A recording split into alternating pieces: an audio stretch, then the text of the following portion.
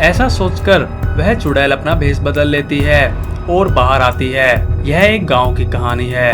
उस गांव में एक गरीब किसान और उसकी बीवी रहा करते थे। वह बहुत ही मुश्किल से अपने परिवार का पेट पालते थे। उनके पास 2 बैल और एक गाय थी। उसकी बीवी गाय का दूध निकालती और थोड़ा सा दूध सांप को दिया करती थी। एक दिन दोनों सांप से प्रार्थना करते हैं और कहते हैं, नाग देवता, हमारे कोई संतान नहीं है, कृपया करके हमें संतान प्राप्ति का वरदान दें। हम बहुत ही परेशान हैं और दुखी हैं। ऐसा कहकर और सांप को दूध देकर दोनों वहां से चले जाते हैं। सांप मन में कहता है। कई महीनों के बाद सांप की कृपा से किसान की बीवी को एक बेटी होती है। किसान उसे देखकर कहता है, नाग देवता की कृपा हुई, फिर भी एक बेटी हो गई।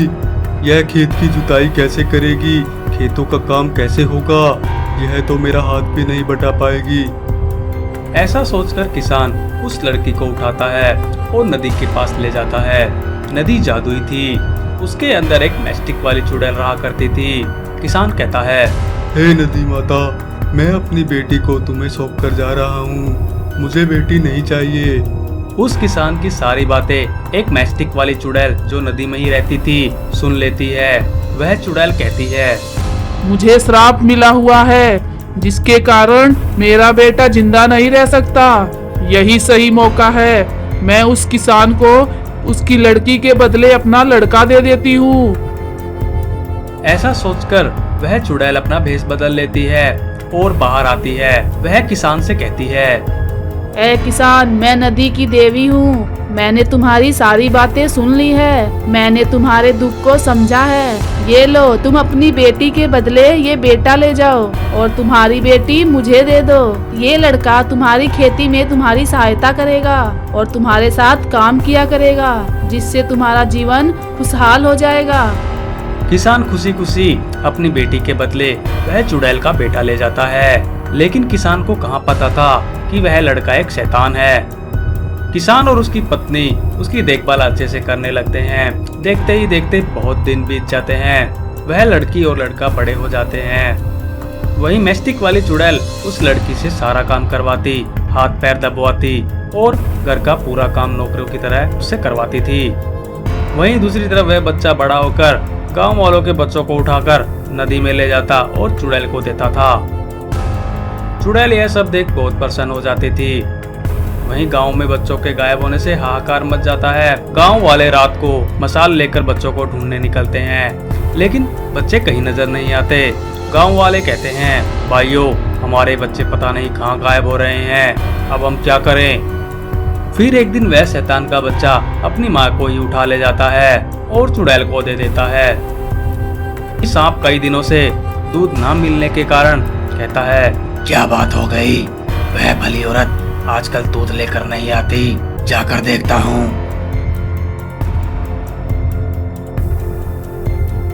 ऐसा कहकर वह सांप वहां जाकर देखता है कि मैस्टिक वाले चुड़ैल का बेटा शैतान एक बच्चे को उठा रहा होता है। सांप यह सब देख सब समझ जाता है। सांप कहता है, यह मैस्टिक वाली चुड़ैल का बेटा यहाँ क्या कर रहा है, इसका पीछा करना पड़ेगा, तभी सब पता लगेगा। तभी सांप उसके पीछे पीछे जाता है। वह देखता है कि वह शैतान का बच्चा उस उठाए हुए बच्चे को नदी में ले जाता है। सांप भी उसके पीछे पीछे नदी में चला जाता है। सांप देखता है कि वह लड़की जंजीर से बंधी हुई है। सांप कहता है, अच्छा, तो किसान ने अपनी बेटी के बदले बेटा ले लिया, लेकिन किसान को पता नहीं था कि वह चुड़ैल का बेटा है। सांप पहले तो उस लड़की को आजाद कराता है, फिर उस शैतान को डस लेता है। शैतान वहीं मर जाता है।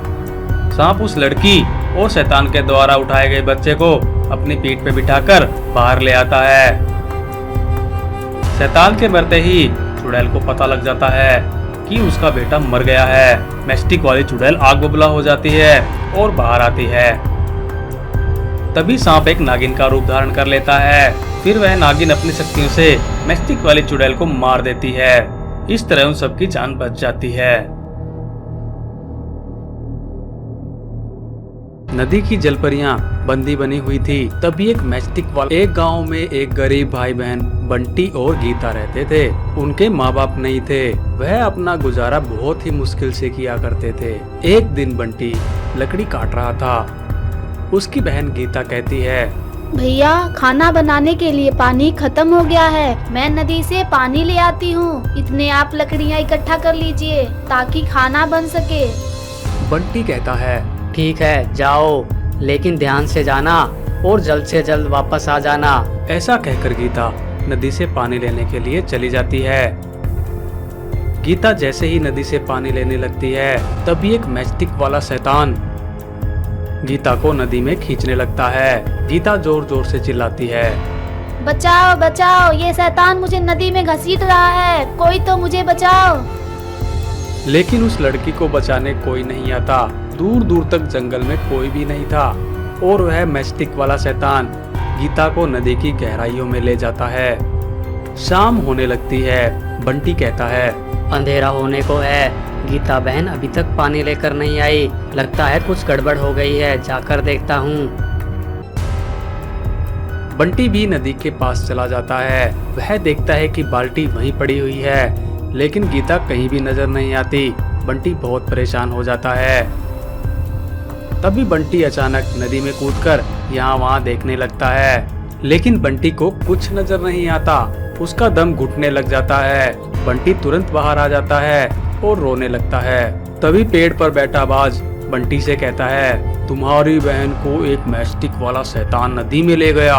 वह शैतान बहुत ही खतरनाक है। मुझे तो श्राप मिला हुआ है और मैं इस पेड़ से हिल भी नहीं सकता, इसलिए मैं तुम्हारी बहन को बचा नहीं पाया, लेकिन तुम्हें उसे जल्द ही बचाना होगा। बंटी कहता है, मैं कैसे बचा सकता हूँ, नदी में जाते ही मेरा दम घुट जाएगा और मैं मर जाऊंगा। तभी वह बाज अपनी शक्ति से बंटी के चेहरे पर एक ऑक्सीजन का बुलबुला बना देता है। बाज कहता है, लो बंटी, अब तुम नहीं डूबोगे, अब जल्दी जाओ और अपनी बहन को बचाओ। मुझे पता है बंटी कि तुम ही उस शैतानी राक्षस को मारोगे और इस जादुई नदी को उसके चंगुल से आजाद कराओगे। फिर क्या था, बंटी नदी में छलांग लगा देता है और नदी की गहराइयों में चला जाता है। उस ऑक्सीजन वाले बुलबुले की वजह से बंटी नहीं डूबता। बंटी देखता है कि रास्ते में कुछ नदी की जलपरियां बंदी बनी हुई थी। बंटी कहता है, हे जलपरियों, तुम्हारी ऐसी हालत किसने कर दी? जलपरियां कहती हैं, यह काम उस दुष्ट मैस्टिक वाले शैतान का है। उसने हमारी जादुई नदी पर कब्जा कर लिया है और हमें बंदी बना लिया है। वह तुम्हारी बहन को भी पकड़ कर ले जा रहा था। तुम्हें उसे जल्दी से बचाना होगा, नहीं तो वह उसे मार देगा। बंटी कहता है, वह दुष्ट शैतान किस तरफ गया है और वह मुझे कहाँ मिलेगा और मैं उसे कैसे मार सकता हूँ? तभी जलपरी कहती है, वह शैतान के गले में मैस्टिक की माला है। अगर तुम किसी भी तरह उस माला को उसके गले से निकाल दोगे, तभी हम आजाद हो जाएंगे और वहाँ जल्दी आकर उसे मार देंगे। ठीक है, मैं उसके गले से माला निकाल लूंगा, लेकिन तुम जल्दी आ जाना, कहीं पता चले वह हम दोनों भाई बहनों को मार दे। हम तो वैसे ही गरीब हैं। जलपरी कहती है, ठीक है, तुम इस बात की चिंता मत करो और जल्दी जाओ।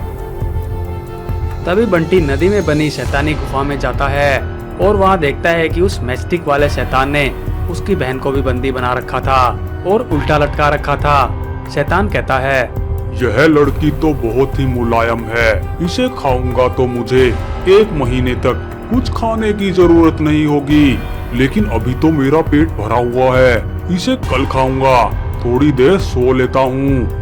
ऐसा कहकर वह मैस्टिक वाला शैतान अपनी मैस्टिक वाले बिस्तर पर सो जाता है। तभी बंटी देखता है कि उसके गले में मैस्टिक की माला है। जैसे ही शैतान सो जाता है, बंटी चुपके से जाकर पहले तो अपनी बहन को आजाद कर लेता है और फिर धीरे से उसकी माला को निकाल लेता है। जैसे ही वह उसकी माला को निकालता है, सभी जलपरियां आजाद हो जाती हैं और मैस्टिक वाले शैतान की गुफा की तरफ भागती हैं।